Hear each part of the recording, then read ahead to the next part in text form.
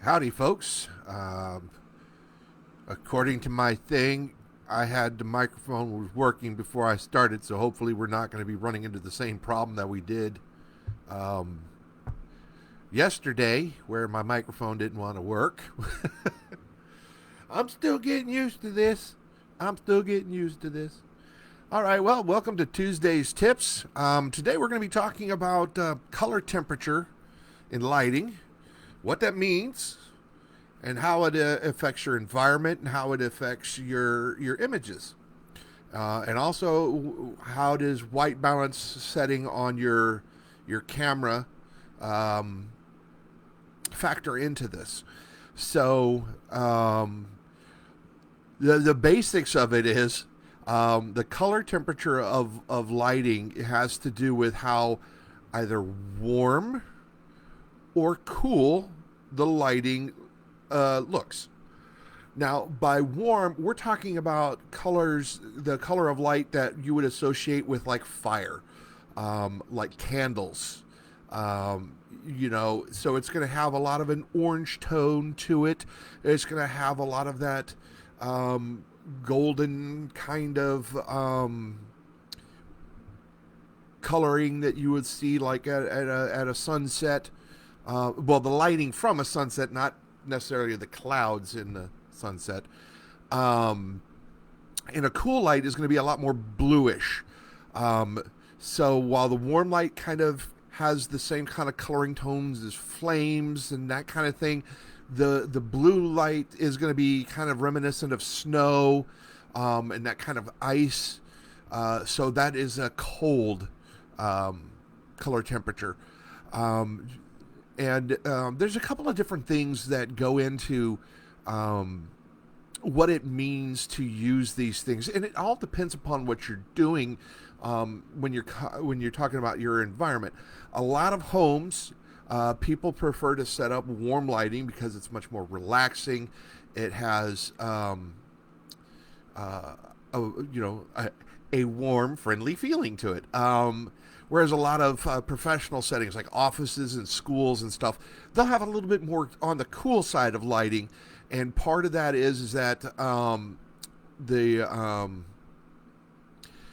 the way your body reacts to like the sun being up, you will see that same kind of reaction from the cooler lights. I forget what it is, serotonin or something. I'm not sure. Um,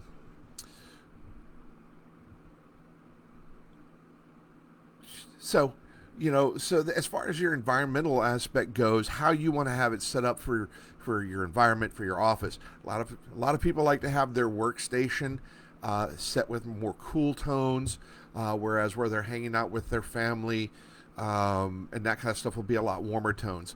One of the things that I'm always mindful of is the color of the lighting that I have in any rooms that I'm working in, because a lot of times I'm doing photography. So depending upon what it is that I'm doing, I try to have all, at least whatever the lighting is, I try to have them all the same relative color. And the reason is because having multiple colored light sources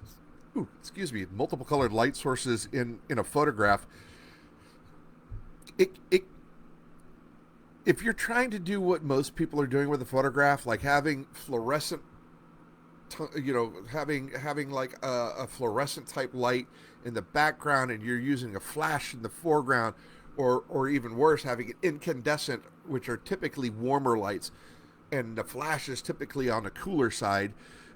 So your foreground's getting lit by that cool flash, and your background's being lit by the warm tungsten light. Especially if you can see the light source, that can be really kind of off-putting in photography, depending upon what you're doing. Now, there are there are a lot of aspects where having your background be that nice warm color, and then the foreground, your subject being the cooler, you can use that as a way to kind of split tone the photograph, and have it um, use that as a technique to help your subject stand out from the background. There we go. Um, Another aspect of it could be, or you could even do it the other way. You could have this cold background, and then you can light like a person, your subject in front of it, warm. So this makes them appear very warm and inviting, contrasting to the cold background. So there's some psychology that can apply to that kind of thing too when you're looking at your lighting. Um, Now, what does the color temperature of lighting have to do with white balance? Now, I know a lot of people, when you're looking at the manual functions on cameras, including the camera that you find on your smartphones these days, you're going to see a function called white balance. Now, what white balance is meant to do is to compensate for the different colors of light. So if you're, and what it means is you're adjusting so that with this given source of light, you're still going to have white look white. Okay? So if your white balance is set for like, the normal incandescent lights, it's going to shift what it deems as white to appear that way. There's different techniques that you can use. One of them is to use a gray card that is like a color target that'll help your camera recognize where it should target its white balance, or your editing software. Another aspect of it is that you can rather than setting the I'm shooting with fluorescent lights, or I'm shooting with incandescent lights, or I'm shooting with tungsten lights. You can actually sit there and go, okay, the light I'm looking at here is around this temperature. I want to set my settings higher than that, because in going above the average white balance of the lighting that you have, you're going to create an image that is warmer. And conversely, going below that temperature, you're going to create an image that is cooler. We talk about temperatures. These temperatures are measured in Kelvin, and the blue sky daylight that most people are thinking of, that's between 5,000 and 6,000 Kelvin roughly. 4,000 to 4,100 is considered that a precise, white light for use in photography. It's also very much used in commercial enterprises and that kind of stuff. And as you go lower than 4,000, you start getting into what is more friendly, inviting temperatures, all the way down to like, I think the average ambient lighting that you're going to find without having like a specific colored bulb, hi baby, is going to be around 2,700. And that's going to be a really warm, glowing kind of light. So if, and the reason that you want to shift opposite for that effect on your camera is if your baseline is at 3,000, say, and you set your white balance on your camera to 4,500, you're now shooting it where the white, where the light, the white balance will come out different. Waiting for my brain to backtrack here. So if your light's at 3,000, you set your camera at 4,500. What you have is you're warming that light in your image by 1,500 Kelvin. Okay? And conversely, if you have your white at 3,000 and then you set it at 1,500, you've just, you drop it by 1,500, you have just cooled the effective lighting in your imagery by 1,500. So it's kind of opposite But the thing to remember is that the lower the number, when we're talking about the specific colors, the lower it is on the Kelvin scale, the warmer it is. The higher it is, the cooler it is.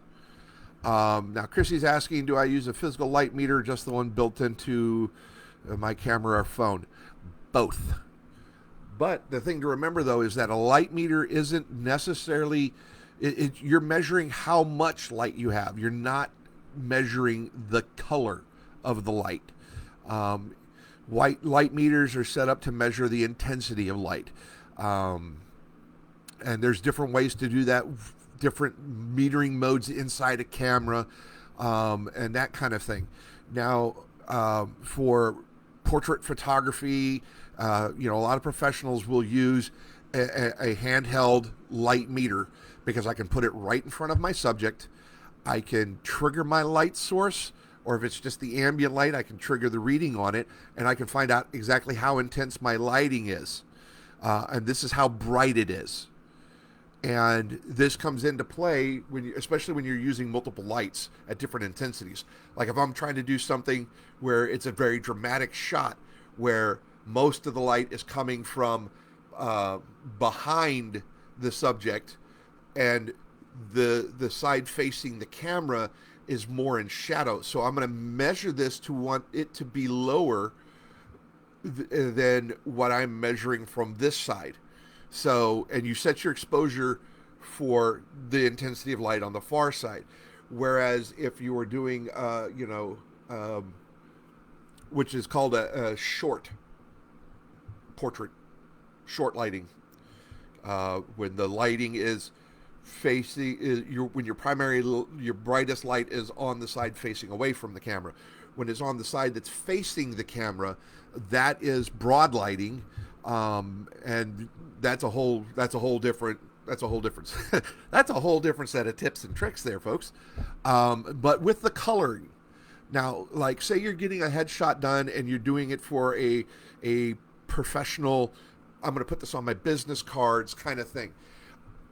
I would recommend going with cooler lighting on that because it's got a more sharp, it's going to have a more clean, professional look as far as like the psychology of the color that goes with it. It invokes sincerity and trust, whereas the warm lights are really good for like family photography or personal portraiture. That warm lighting can invoke joy, trust, anticipation. Love is obviously something that is heavily influenced by warm lighting, at least evoking that emotion. Delight, optimism, all come in with the warm lighting. And again, the cold lighting, you get serenity, you get a peacefulness. So if you're wanting to look like a professional that somebody should trust, trust me with your business, then that cooler lighting is definitely going to benefit with that. Now, if you're trying to evoke that warm, friendly aspect of it, then a warmer lighting.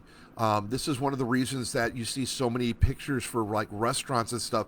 The images for their food, especially, and their environment, tend to be pushed into the warmer colors. And I'm not just talking about their imagery. I'm talking about how everything looks in the restaurant.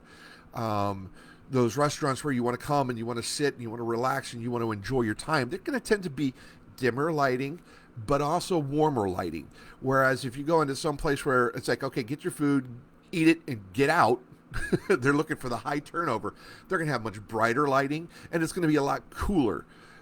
It's not as inviting and as friendly for, hey, I'm just going to hang out. So there's a whole psychology that goes into the color temperature of light and what you're doing with it. So depending upon what it is that you're wanting to do should influence how you are setting up your lighting. When I'm doing my lives, I'm using a softbox that is a daylight white color. And I basically have it pointing at a white ceiling, and I'm bouncing it around me so that I can use one light source and get this very broad, soft color. That's another thing that I'll be going to in a future tips and tricks. I'll be talking about the difference between soft and hard lighting and what it does to your imagery, and also how to create soft and hard lighting. So it has to do with shadows and a lot of that kind of stuff. So um, I tend to try to have that white balance where white is white, and I'm not trying to influence it into being cooler or warmer than it actually is. Another aspect, though, that you need to pay attention to with your color temperature in your lighting is if you are doing your makeup for photography, I highly encourage you to do your makeup in the same color lighting that you're going to be using for the actual photos.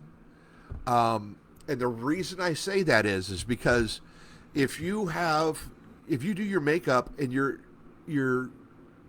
color that you have for your lighting is warm, and then you go to shoot and they're shooting at a normal white level balance, then your makeup is going to look really, really off. You can I'm trying to think here, waiting for my brain. I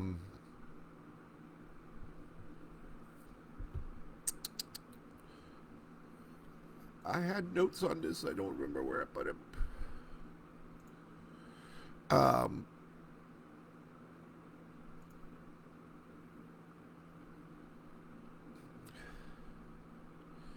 Especially for before and afters when showing your makeup. Exactly. I can't remember which way it goes, but I just know that I've had people when I was doing a photo shoot for them, they did their makeup and then came and nothing looked right because the lighting they did their makeup on, when they put their makeup on, was a completely different light. The best thing to do, honestly, when you're doing your makeup is to have a white daylight colored light for doing your makeup. This is why a lot of makeup mirrors and that kind of thing will all have that daylight white color, right around 4,000 to 5,000, because you get a truer look matching to it. And then if everything goes to being in a warmer color, it's not as big a difference. But yeah, and if you're going to do before and afters, absolutely make sure that you're doing the same. If you want it to be accurate, make sure you're using the same color lighting.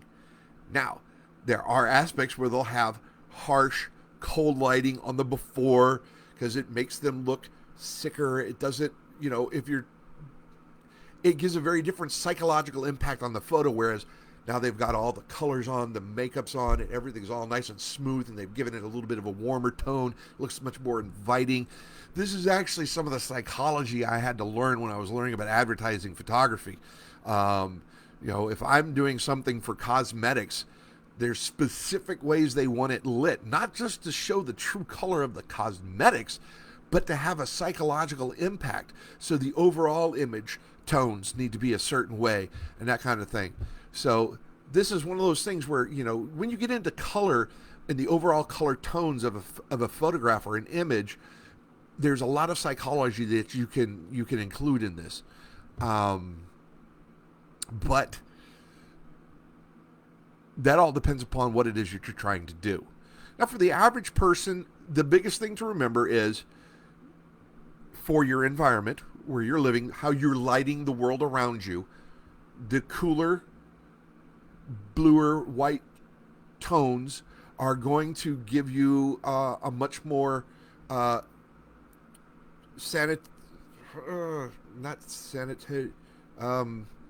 sterile environment feel. It's going to have a lot more of a professional, like schools, offices, those kind of places that tend to be lit with that cool white light. So that way it has that psychological impact of being alert and awake and that kind of thing. Now, when you go and you have your living room set up, or maybe your dining room and that kind of thing, having that warmer light is going to be more inviting. It's more relaxing. It's more intimate. So that's the big differences as far as your environmental lighting. Lighting your imagery, keep in mind, the cooler the light, the more professional, the more serious, the more serene and peaceful it's going to be. The warmer lights are going to be much more lively, much more vibrant, and that kind of thing. So that's the two aspects as far as the broad range of topics. And again, with your white balance, what you're doing is you're telling your photo sensor, either on your camera or on your phone, this is the color temperature that I want to be white. So if you're out in daylight, you want to have it set for daylight. If you want it, set for a tungsten light, or an incandescent light, you set it that way. A lot of folks will shoot on auto white balance. And for the average person, this is probably not that big of a problem, big of an issue. But the thing is that for somebody who's shooting an extended series of photographs under the same general lighting conditions, if you are letting the camera decide for each picture where it's going to set that white balance, trying to do a batch edit for color correcting like a series of 50 or 60 photos, kind of hard to do that. Well, you're going to have to go individually to get it right. Whereas if you shoot them all at the same white balance, and then you decide, oh, I need to bump this up or bring this down, this is how I want to color correct that white balance for the overall color tone, you can do that a lot easier if you've used the same white balance setting for all your images. So I encourage people to be mindful of the environment that they're in and set their white balance accordingly. If you're just a hobbyist or you're just trying to snap quick pictures of something that you see, automatic white balance, it's going to work fine for you. Don't worry about it. But if you're trying to get a series of images, you want them all to kind of be cohesive and about the same color tones and everything else, set your white balance yourself. What was it? That's everybody's a photographer until they set it for manual. I've seen that joke as a T-shirt as a joke, and in a lot of ways, it's true. If you're letting the camera make all the decisions for you, you're going to get, on average, decent images, especially with the higher end cameras that are a little bit better at that. But like what I was talking about, setting your white balance above where you're at to cool an image, or rather warm an image, or setting it below where your light actually is to intentionally cool an image. These are creative choices made by a photographer. And you can do it in photo editing software, but the best photographers are getting what they need and what they want and what they want to create. They're framing it in the camera. They're setting their white balance. They're setting their shutter speed and their aperture and everything to get in frame as close as they can to what it is that they're trying to create as an image. This way, very little has to be done in the photo editing software. And I know a lot of people sometimes can get a little lazy with that. Well, I'll just fix it in post. Yeah, you can. But, the best photographers are getting it as close to what it is that they're looking for in camera. So, yeah, that's pretty much what I wanted to cover today. Waiting for my brain running through things. I'll tell you, folks, sometimes it feels like my brain goes out to lunch. I'll be in the middle of something, and then it goes, you know what? Hold on. And it'll walk off. And then I'm left going, what was I doing? It's like the brain goes, squirrel. Anybody else ever have to deal with that? So, okay, folks. I want to say thanks to my wife Jessica for jumping on here and for Chrissy for joining us. If you're catching this on the replay, if you're not seeing right up here, the live then that means you're catching it on the replay. So drop a replay in the comments and let me know. And if you've got any questions about color and how to use it a certain way in lighting, go ahead and ask me. I'd love to help you out with it. And another thing, if you've got ideas on things that you would like some tips and tricks on with regards to photography, video, and lighting, please let me know. Drop me a message, and I'd be more than happy to see about helping you out by doing a live on Tuesday's tips for that topic for you. So until next time, remember that everything can make a beautiful image, including you. Have a great day. Bye.